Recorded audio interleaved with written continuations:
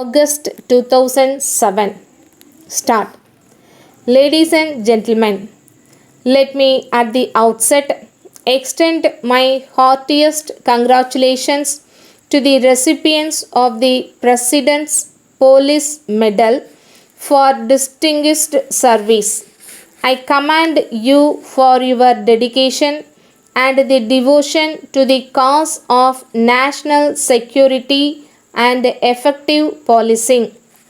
I would also like to offer my heartfelt condolences to the families of your brave colleagues who sacrificed their lives in the service of the nation.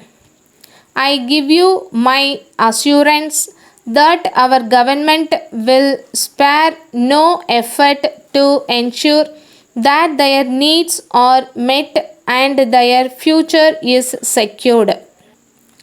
As I address you all here today, my mind goes back to some of the very important issues I had raised on the same occasion last year.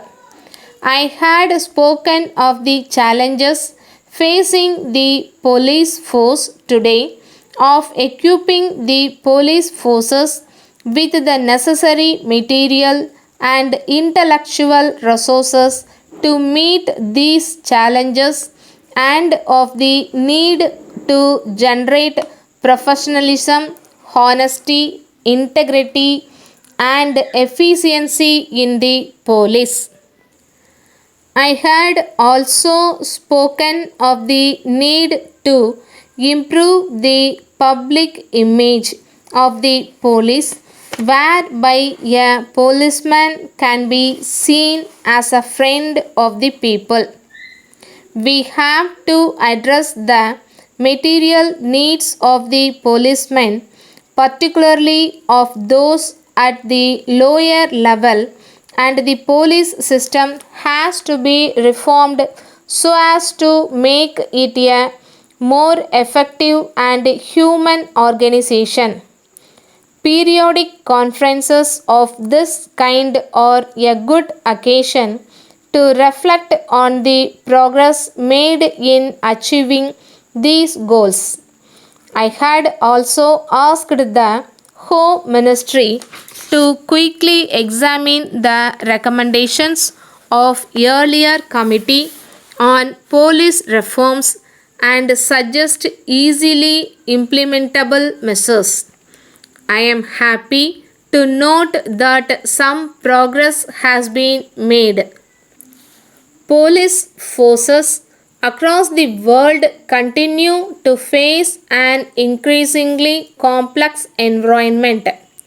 New security threats have come up now, bringing before us new challenges.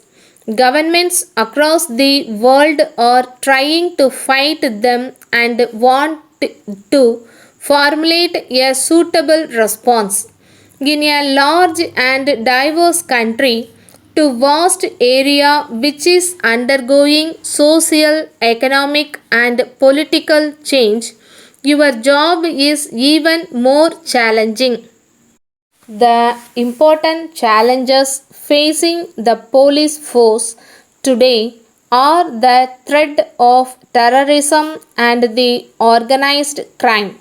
There are other challenges of equal importance to our people, namely the attacks on weaker sections and women. Our police force must be equipped to the task in dealing with such people.